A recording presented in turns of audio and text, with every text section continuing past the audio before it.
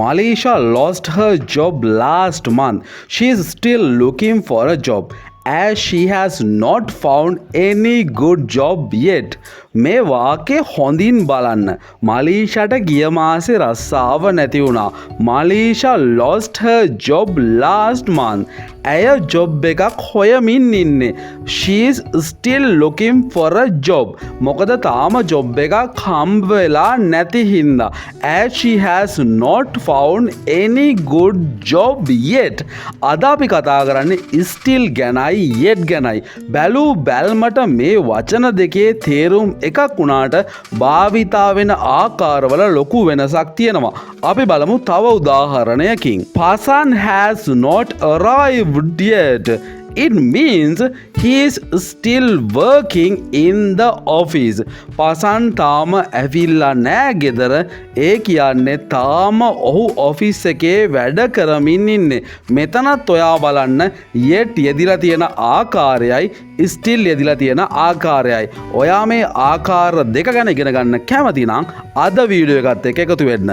අපි මුලින්ම බලමු still වල තේරුම මොකක්ද කියලා. ඇයි still පාවිච්චි කරන්න කියලා මුලින්ම ඉගෙන ගමු. Still refers to an action began in the past and is continuing in the present. මොනවා හරි සිද්ධියක් ක්‍රියාවක් කරන දෙයක් අතීතේ පටන් අරන් කරන්න අතීතේ පටන් අරන් වර්තමානය දක්වා කෙරෙමින් ආවනම් අපි එතෙන්ට දාන්නේ still කියන පදය. අපි දැන් බලමු yet පාවිච්චි කරන්නේ ඇයි ඒ කොයි වගේ තැන්වලටද කියලා. Yet denotes an action which is presumed to happen but does not happen until now. මොනවා හරි ක්‍රියාවක් සිදු වෙයි කියලා අපි අපේක්ෂා කරනවා. ඒකට තමයි presume to happen කියලා කියන්නේ. හැබැයි තාම සිද්ධ වෙලා නැත්තම් but does not happen until now. තාමත් සිද්ධ වෙලා නැත්තම් අපි පාවිච්චි කරන්නේ yet කියන පදය. මේ උදාහරණ දෙකෙන් ඔයාට තේරුම් ගන්න පුළුවන් still භාවිතා වෙන තැන සහ yet භාවිතා වෙන තැන.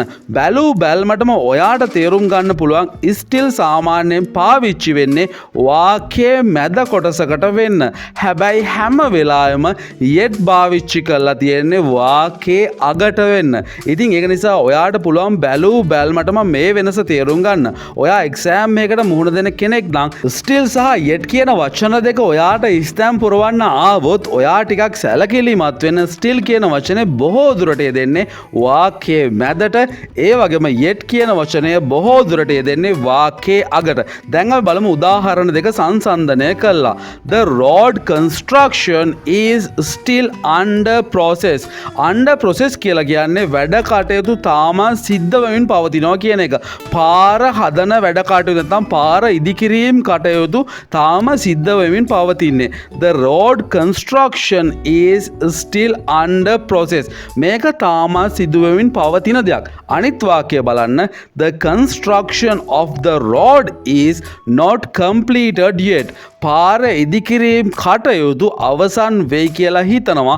හැබැයි තාමත් අවසන් වෙලා නැහැ. ඒක නිසා අපි yet පාවිච්චි කරලා ඒ විදිහටත් වාක්‍ය කියන්න පුළුවන්. තවත් උදාහරණයක් බලමු yet සහ still සංසන්දනය කළා. Ria is still wondering which subject to choose. රියාට තාමත් හිතාගන්න බෑ මොන විෂයන්ද තෝරගන්න කියලා. හිතන්නකෝ ඔයා A level කරන්න ඉන්නවනම් O level වලින් පස්සේ වාර ටික දවසක් යන්න ඇති නේද මොන විෂයද තෝරගන්න කියලා. මේ wondering කියලා කියන්නේ අපි පොඩ්ඩක් තෝරගන්නේ මොකක්ද කියලා හිතේ සැකයකින් ගත කළා කියන එක. රියා තාමත් දින ටිකක් සැක සහිතව මොන විෂයද තෝරගන්න කියලා. හැබැයි අනිත් වාක්‍යයේ තියෙන්නේ ඒක නෙමෙයි ටිකක් වෙනස් කතාවක්. Ria has not chosen any subject yet. රියා තවමත් කිසිම විෂයක් තෝරගෙන නැහැ. මේ උදාහරණ යුගලයත් බලන්නවාට තව දුරටත් still සහ yet වල වෙනස තේරුම් ගන්න පුළුවන්. The order is still in transit. අපි කියමුකෝ ඔයා පිට්සා එකක් ඕඩර් කළා කියලා. transit කියන්නේ ඒ ඕඩර් එක තියෙන්නේ තාමත් මග එන ගමන්. ඩිලිවරි කරන කෙනා ඒක තාමත් අරන් එනවා. ඉතින් ඒක තාමත් අරන් එන හින්දා අපිට අපිට still පාවිච්චි කරන්න පුළුවන්. The order is still in transit. හැබැයි ඔයාගේ order එක ඇනවුම තාමත් ඇවිල්ලා නැත්තම් ඔයාට කෙලින්ම කියන්න පුළුවන් yet දාලා the order is not delivered yet.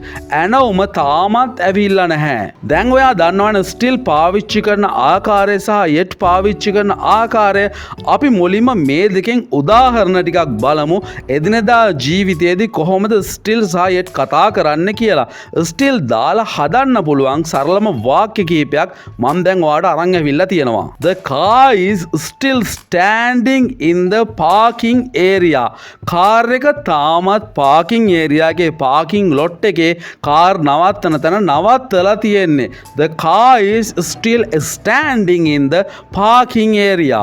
He is still stuck in the traffic jam. I don't think he will reach here on time. ඔහු තාමත් ඉන්නේ ට්‍රැෆික් එකට අහු වෙලා මාර්ග තදබදේ. මම නම් හිතන්නේ නැහැ ඔහු මෙහෙට වෙලාවට එයි කියලා. I don't think he will reach here on time.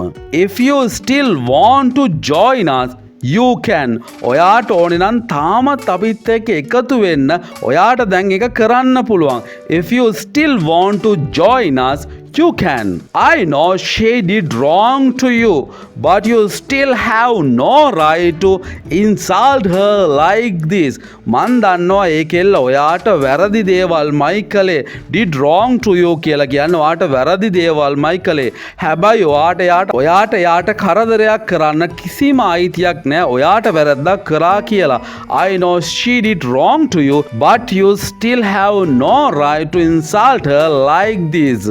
She is still controlling her anger. ඇය තවමත් ඇයගේ තරහ පාලනය කර ගනිමින් ඉන්නේ. She is still controlling her anger. අපි දැන් බලමු yet පාවිච්චි කරලා එදිනෙදා ජීවිතයේදී ඉංග්‍රීසි කතා කරන්න ඔයාට යොදා ගන්න පුළුවන් සරලම වාක්‍ය කිහිපයක්. It's 11 o'clock and the pizza is not delivered yet. දැන් වෙලාව 11යි. තාමත් පීසා එක ඇවිල්ලා නැහනේ.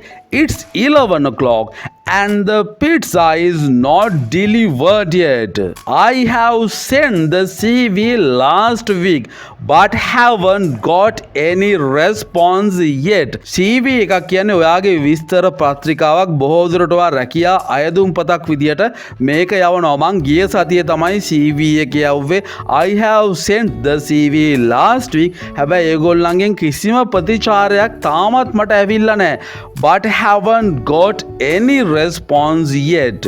The result has not been declared yet. Declare කරනවා කියලා කියන්නේ ප්‍රකාශයට පත් කරනවා. හැමෝටම පේන විදියට ප්‍රතිඵල තාම ප්‍රකාශයට පත් කරලා නැහැ. The result has not been declared yet. She has not completed the homework yet. ඇය තාමත් ඇයගේ ගෙදර වැඩ ඉවර කරලා නැහැ. She has not completed the homework yet. They have not arrived yet. Arrive කියලා කියන්නේ පැමිණෙනවට. එයාලා තාම පැමිණිලා නැහැ. They have not arrived yet. ඉතින් මං හිතනවා yet සහ still අතර වෙනස ඔයාලට පැහැදිලි වෙන්න ඇති කියලා. ඉතින් වීඩියෝ එක හොඳයි නම් like එකක් දාගෙන යන්න. next වීඩියෝ එකත් එක්ක ඉක්මනින් හමු වෙමු.